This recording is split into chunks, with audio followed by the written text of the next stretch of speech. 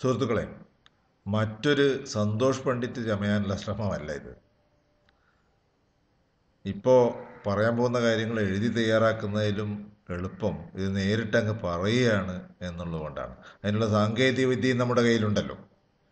മാത്രമല്ല, ഒരു ദൃശ്യം എപ്പോഴും ഒരു എഴുത്തിനേക്കാൾ ശക്തമാണ് എന്ന് മാധ്യമരംഗത്ത് നിന്ന് പൊതുവേ ഉള്ള തിരിച്ചറിവും കൂടിയാണ് ഇങ്ങനെയൊരു ദൃശ്യം തയ്യാറാക്കാൻ പ്രേരിപ്പിച്ചത്.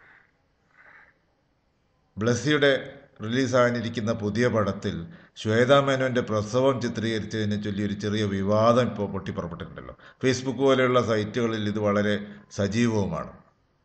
അപ്പോൾ ഇത് സംബന്ധിച്ച് എൻ്റെ വിദ്യാർത്ഥികളോട് കൂടി നടത്തിയൊരു ചർച്ചയിൽ ഉരുത്തിരിഞ്ഞ ചില അഭിപ്രായങ്ങളാണ് ഇവിടെ പറയാൻ പോകുന്നത്. അപ്പോൾ ഒന്നാമത്, പൊതുവെ എല്ലാവരും യോജിച്ചൊരു കാര്യം ഇത് കാശ് വാരാനുള്ള ഒരു ഉഡായിപ്പാണെന്നാണ്. ഇപ്പോൾ ബ്ലസ്സിയുടെ തന്മാത്ര പോലുള്ള പഴയ ചില സിനിമകൾ കണ്ടാൽ പ്രേക്ഷകരുടെ വീക്ക്നെസ് നന്നായി അറിയുന്നൊരു വേന്ദ്രനാണ് ബ്ലസ്സി എന്നുള്ള കാര്യത്തിൽ സംശയം ഉണ്ടാകാൻ വഴിയില്ല. പക്ഷേ ഇത് വാസ്തവത്തിൽ റിയാലിറ്റി ഷോയുടെയൊക്കെ ഇക്കാലത്ത് വലിയൊരു സംഭവമല്ല. മാത്രമല്ല, ഹോളിവുഡിലൊക്കെ ഇത് മുമ്പേ ചിത്രീകരിച്ചാണ്, 9 months പോലെയുള്ള ചില സിനിമകളിൽ. ഒരുപക്ഷെ മലയാളത്തിൽ ഇത് ആദ്യമായിരിക്കാം. പിന്നെ മറ്റ് ഉഡായിപ്പുകളൊക്കെ ഇത് പരീക്ഷിച്ച് കഴിഞ്ഞ സ്ഥിതിക്ക് ഒരു പുതിയ ഐറ്റം ആവാം. അപ്പോൾ ലൈംഗിക ബന്ധമൊക്കെ വളരെ നേരത്തെ വന്നതാണ്. അപ്പോൾ ഇനി പ്രസവം ആയിക്കളയാം എന്നുള്ള ബ്ലസ്സിയുടെ ഒരു പുതിയ ഐഡിയ ആയിരിക്കും ഇത് എന്ന് തോന്നും. അപ്പോൾ ഇതുമായിട്ട് ബന്ധപ്പെട്ട് രണ്ടാമത് ഉയർന്നു വന്ന ഒരു അഭിപ്രായം മനുഷ്യാവകാശത്തിൻ്റെയാണ്. ഇപ്പോൾ ഈ വീഡിയോ ചിത്രീകരിക്കുന്നതിൽ, തൻ്റെ പ്രസവം ചിത്രീകരിക്കുന്നതിൽ തനിക്ക് സന്തോഷമേ ഉള്ളൂ എന്ന രീതിയിൽ ശ്വേതാ മേനോൻ അഭിപ്രായപ്പെട്ടിട്ടുണ്ട്. മാത്രമല്ല, നിർമ്മാതാക്കൾ തന്നെ ഇറക്കിയതാണെന്ന് കരുതാവുന്ന ഒരു വീഡിയോ യൂട്യൂബിൽ പ്രചരിക്കുന്നുണ്ട്. അത് വാസ്തവത്തിൽ ഈ പടത്തിൻ്റെ പ്രൊമോഷണൽ വീഡിയോ ആണ്. അപ്പം അതിൽ ശ്വേതാ മേനോൻ പറഞ്ഞിട്ടുണ്ട്, ഇതിൽ പറഞ്ഞതായിട്ട് കാണിക്കുന്നുണ്ട്, തനിക്ക് ഈ ഇത്തരം ഒരു രംഗം ചിത്രീകരിക്കുന്നതിൽ സന്തോഷമേ ഉള്ളൂ, പ്രസവത്തെപ്പറ്റി, പ്രസവത്തിൻ്റെ ആ ഒരു അനുഭവത്തെപ്പറ്റി ആൾക്കാരെ ബോധ്യപ്പെടുത്താൻ പറ്റും എന്നൊക്കെ അതിലുണ്ട്. അപ്പോൾ ഇതിലെ പ്രശ്നം കുഞ്ഞിനോട് ആരെങ്കിലും ചോദിച്ചോ എന്നുള്ളതാണ്. കുഞ്ഞിൻ്റെ മനുഷ്യാവകാശ പ്രശ്നവും കൂടി ഇതിലുണ്ട്.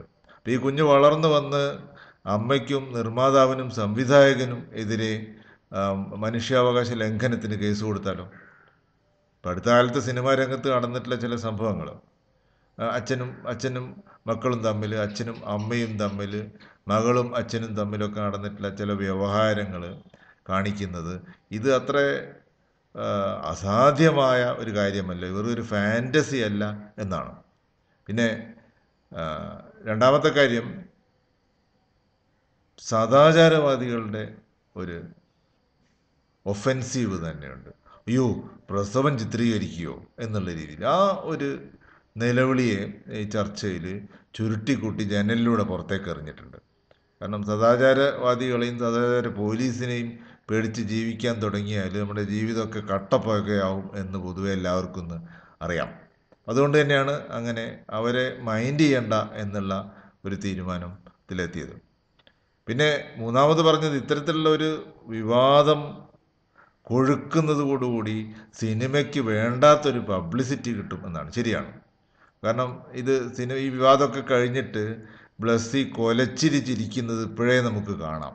അപ്പോൾ അത്തരം വിവാദത്തിന് വഴി കൊടുക്കുന്നതിൽ നല്ലത് നമ്മുടെ സ്വകാര്യ വൃത്തങ്ങളിൽ ഈ പടം ബഹിഷ്കരിക്കാൻ ആഹ്വാനം ചെയ്തിട്ട് ഒരു 2-3 ലക്ഷം രൂപയെങ്കിലും നിർമ്മാതാവിന് നഷ്ടം ഉണ്ടാക്കി കൊടുക്കുന്നതായിരിക്കും നല്ലതെന്നാണ് എനിക്ക് തോന്നുന്നത്. അങ്ങനെ ഒരു ടിക്കറ്റിന് 100 രൂപയോളം വിലയുള്ള സ്ഥിതിക്ക് ഇതത്ര അസാധ്യമല്ല.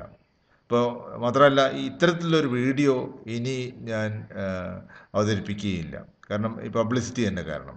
ഇതുപോലുള്ളൊരു പ്രശ്നം വരികയാണെങ്കിൽ സ്വകാര്യമായി ചർച്ച ചെയ്യുകയും തീരുമാനം നടപ്പാക്കുകയുമാണ് വേണ്ടതെന്നാണ് എനിക്ക് തോന്നുന്നത്. കാരണം ആഗോള മുതലാളിത്ത കാലത്ത് അടിക്കേണ്ടത് മർമ്മത്തിൽ തന്നെയാണ്. ആ മർമ്മം പണമാണ് എന്നാണ് എനിക്ക് തോന്നുന്നത്. പിന്നെ ഒടുവിൽ ഒരു കാര്യം കൂടി പറഞ്ഞ് അവസാനിപ്പിക്കാം. വേദനയോടെ പ്രസവിക്കുന്ന ഒരേ ഒരു ജന്തു മനുഷ്യനാണ് എന്ന് ശാസ്ത്രജ്ഞന്മാർ അഭിപ്രായപ്പെട്ടിട്ടുണ്ട്. കാൾ സേഗൻ്റെ ഡ്രാഗൺസ് ഓഫ് ഈഡൻ എന്ന പുസ്തകത്തിൽ ഇക്കാര്യം വളരെ വിശദമായി ചർച്ച ചെയ്യുന്നുണ്ട്. പ്രസവം വേദനാജനകമാവാൻ കാരണം ശിശുവിൻ്റെ തലയുടെ വലിപ്പമാണ്.